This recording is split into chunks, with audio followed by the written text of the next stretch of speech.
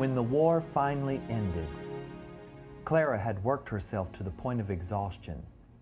She came home to her house in Washington, D.C., literally fell into the bed, and slept for 3 days and 3 nights. But when she awoke, she would have a job that would require more skill and more energy than anything she had done up to this point in her life. The postman came to see Clara, and he said that while she was gone with the soldiers, he had been holding her mail, and now that she was home for good, he would deliver the mail. And when he came to her door the next day, Clara thought he would have, maybe a stack of letters from her family and friends and things. She was shocked when he dumped 100 letters onto her desk. The following day, there was another stack of 100. And the day after that, now she had 300. All of the letters essentially said the same thing. Most of them were from people that Clara had never even met. Women who wanted to know news about their husbands or their sons or their fathers from the war. The letters would say things like, "Dear Miss Barton, my husband, Adoniram Jenkins, was in the infantry at Antietam. He sent us a letter from Northern Virginia just before that battle, but since that time we have not heard from him. We do not know if he is alive or dead. We read in the newspapers that you were at the Battle of Antietam. Do you know my husband, Adoniram Jenkins? Can you help us?" Clara kept many records during the war years, and she did her best to help. She would write down where a man had been wounded and what she had done to treat his wounds, at what hospital he'd been taken to, whether he lived or died. And so she would take these women's letters and match them with her journals and try to write back. Sometimes she was able to deliver very happy news like, "Dear Mrs. Jenkins, I'm very pleased to inform you that your husband Adoniram was wounded at Antietam, but he is not deceased. As soon as he is well, he will travel home by train, and he will soon be reunited with you and your children." Other times she would have to write very, very sad news. "Dear Mrs. Jenkins, I'm sorry to inform you that your husband was killed on the battlefield. If you wish to mark his grave, I can put you in contact with the proper authorities." But so many times Clara couldn't answer at all. She had helped a lot of men, but there were 500,000 casualties in the Civil War. She hadn't helped them all. She simply didn't know.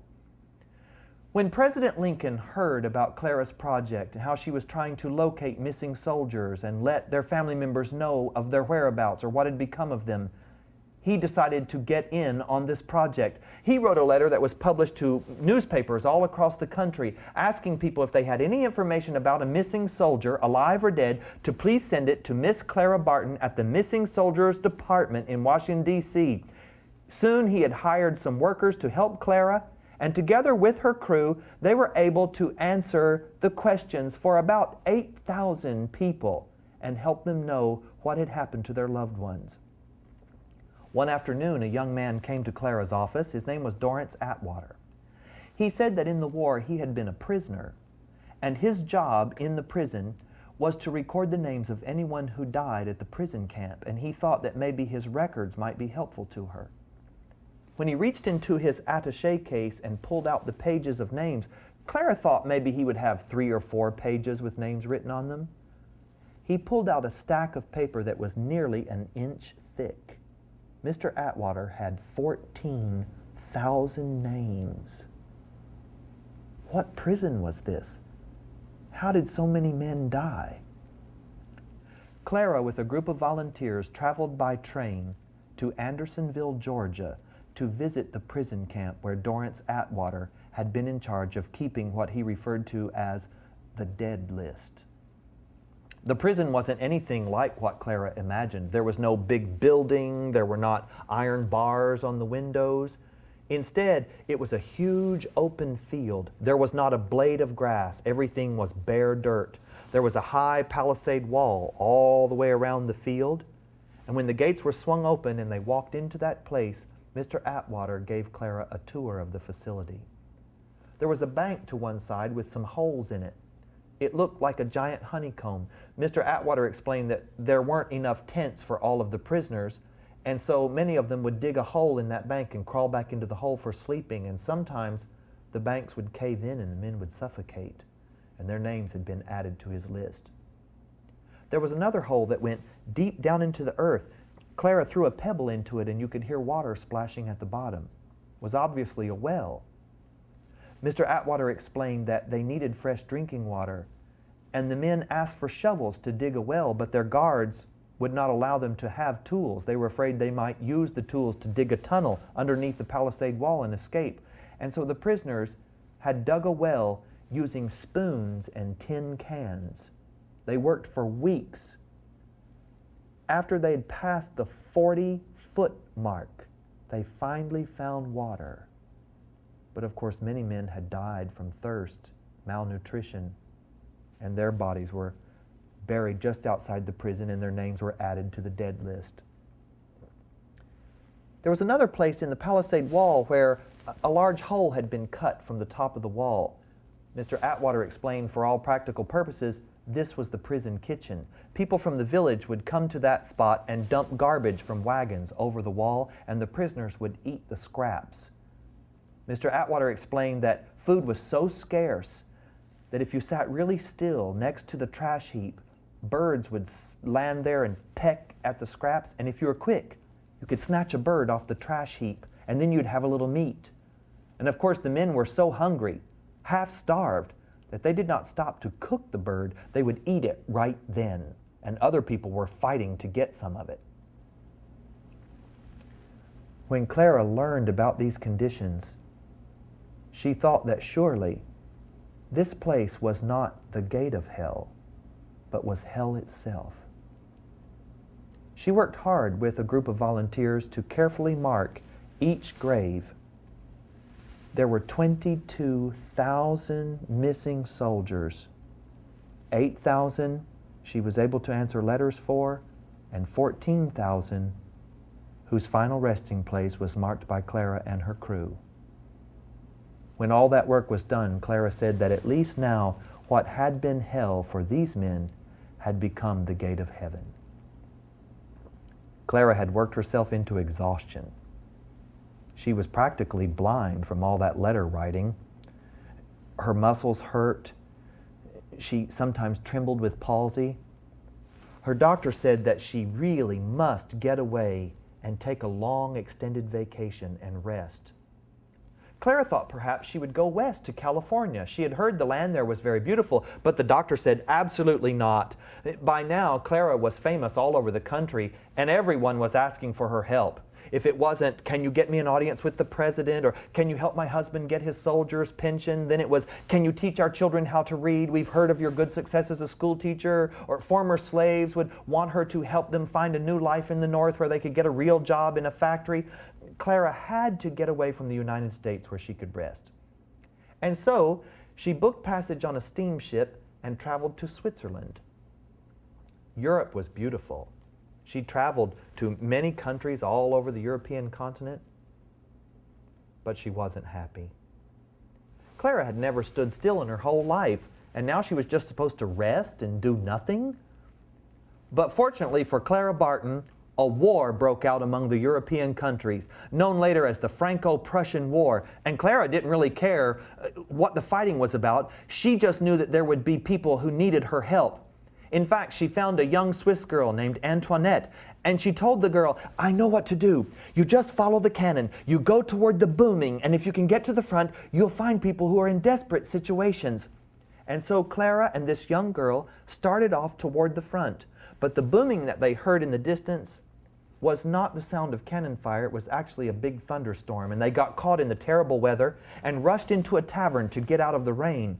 The place was crawling with German soldiers. None of them spoke English. One man put a knife to Clara's throat. Finally, a man rushed over and, in broken English, tried his best to translate for Clara. She tried to explain to the men that she was a volunteer, she wanted to be a nurse, but they didn't know what she was talking about. Finally, the man who spoke a bit of English told her there were rooms upstairs where she and Antoinette could sleep, and then in the morning they could go on their way. When Clara turned the bed covers down, the mattress was crawling with bugs. And so she and her friend lay down and slept on the floor. In the middle of the night, she heard the window to their room raise up. And when Clara sat up, she saw the man who spoke a bit of English climbing across the windowsill. She asked him what on earth he was doing.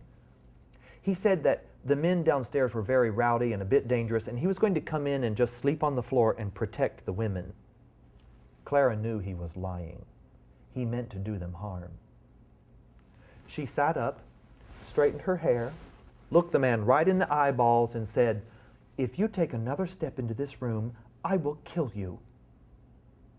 It was a complete bluff. She didn't have a gun or a sword or a knife. She didn't even have a string she could choke him with.